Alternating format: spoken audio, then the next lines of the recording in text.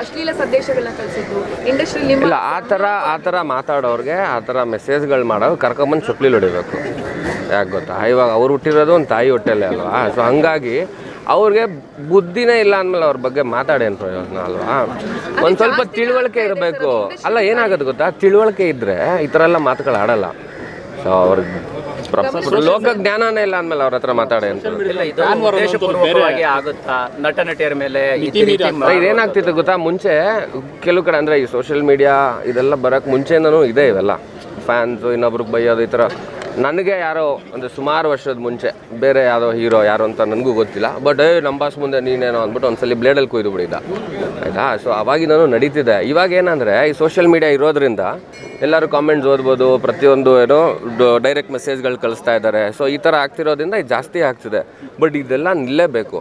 ನಿಂತಿಲ್ಲ ಅಂದರೆ ತುಂಬ ಪರ್ಸ್ನಲ್ಲಾಗಿ ಇನ್ವೈಟ್ ಮಾಡ್ತಾಯಿದ್ದಾರೆ ಇವರು. ಅಂದರೆ ಉಪಯೋಗಿಸುವಂಥ ಮಾತುಗಳು ಕೋಪ ಬರುತ್ತೆ. ಇವಾಗ ಇಂಥವ್ರ ಮೇಲೆ ಅಂತಲ್ಲ, ಯಾವುದೇ ಹೆಣ್ಮಗುಗಾಗಲಿ ಈ ಥರದ್ದು ಯಾರು ಮಾತಾಡಬಾರ್ದು. ಸೊ ತುಂಬ ತಪ್ಪು.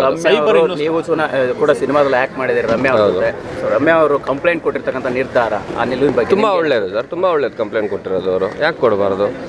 ಅವ್ರು ಕಂಪ್ಲೇಂಟ್ ಕೊಟ್ಟ ಮೇಲೆ ಇವಾಗ ಒಂದಷ್ಟು ಜನ ಸಿಗ್ತಾರೆ, ಕರ್ಕೊಂಡೋಗಿ ಒಂದು ಸ್ವಲ್ಪ ಅವ್ರಿಗೆ ಬೆಂಡೆ ಎತ್ತಿದ್ರೆ ಗೊತ್ತಾಗುತ್ತೆ, ನೆಕ್ಸ್ಟ್ ಇನ್ನೊಬ್ಬ ಮಾಡಲ್ಲ ಆ ಥರ. ಸರ್ ನಿಮ್ಗೆ ಅನ್ಸಿದ್ಯಾ ಅವ್ರು ದರ್ಶನ್ ಅವರು ಅಟ್ಲೀಸ್ಟ್ ಮುಂದೆ ಬಂದು ಈ ಥರ ಸಂದೇಶಗಳನ್ನ ಕಳಿಸ್ಬೇಡಿ ಅಂತ ಅವ್ರು ಹೇಳ್ತಾ ಇಲ್ಲ, ಎಲ್ಲರ ಆಗ್ರಹ ಎಲ್ಲರ ಯೋಚನೆ ಬಂದರೆ ಅಟ್ಲೀಸ್ಟ್ ಸುಮ್ಮನೆ ಅಲ್ಲ ಮಾಡಿದ್ರೆ ತುಂಬ ಒಳ್ಳೆಯದು.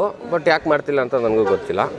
ಸೊ ಮಾಡಿದ್ರೆ ತುಂಬ ಒಳ್ಳೆಯದು. ಅವರು ಬಂದು ಹೇಳಬೇಕು. ಇವಾಗ ಅವ್ರ ಫ್ಯಾನ್ಸು ಅವ್ರ ಮಾತು ಕೇಳ್ತಾರೆ. ಸೊ ಹಂಗಾಗಿ ಅವ್ರು ಹೇಳಿದ್ರೆ ಇದಕ್ಕೆಲ್ಲದಕ್ಕೂ ಒಂದು ಸ್ಟಾಪ್ ಆಗುತ್ತೆ. ಬಟ್ ಗೊತ್ತಿಲ್ಲ ಏನಾಗ್ತಿದೆ ಅನ್ನೋದು. ಆ್ಯಂಡ್ ನಿಜವಾಗ್ಲೂ ಅವ್ರ ಫ್ಯಾನ್ಸನ್ನ ಅಥವಾ ಯಾರ್ಯಾರು ಮಾಡ್ತಿದ್ದಾರೆ ಅನ್ನೋದು ಗೊತ್ತಾಗಲ್ವಲ್ಲ.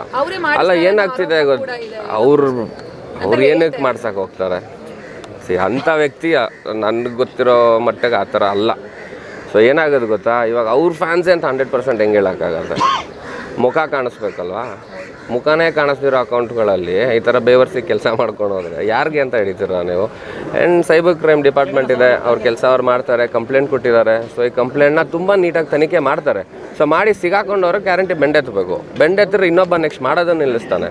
ಮತ್ತು ಏನಾಗುತ್ತೋ ಇವಾಗ ನಮಗೆ ಭಯ ಆಗುತ್ತೆ. ನಾವು ಯಾರ ಬಗ್ಗೆ ಏನಾದ್ರು ಕಮೆಂಟ್ ಮಾಡಬೇಕು ಅಂದ್ರೆ ಭಯ. ಯಾಕೆ ಗೊತ್ತಾ, ನಾನು ಹೆಂಡ್ತೀನಿ, ನನ್ನ ಮಗು, ನಮ್ಮ ತಾಯಿಗೆ ಸಂಬಂಧನೇ ಇರಲ್ಲ, ಅವ್ರ ಬಗ್ಗೆ ಮಾತಾಡ್ತಾರೆ ಅಲ್ವಾ. ಇವಾಗ ಆ ಖಂಡಿತವಾಗ್ಲೂ ಕೋಪ ಬಂದೇ ಬರುತ್ತೆ ಅಲ್ವಾ. ಸೊ ಅದು ಮಾಡಬಾರ್ದು, ನಿಲ್ಲಬೇಕದು. ಸೊ ನಿಂತರೆ ತುಂಬ ಒಳ್ಳೆಯದು. SS TV ಸಿನಿಮಾ ಜಗತ್ತಿನ ಕ್ಷಣ ಕ್ಷಣದ ಸುದ್ದಿಯೊಂದಿಗೆ.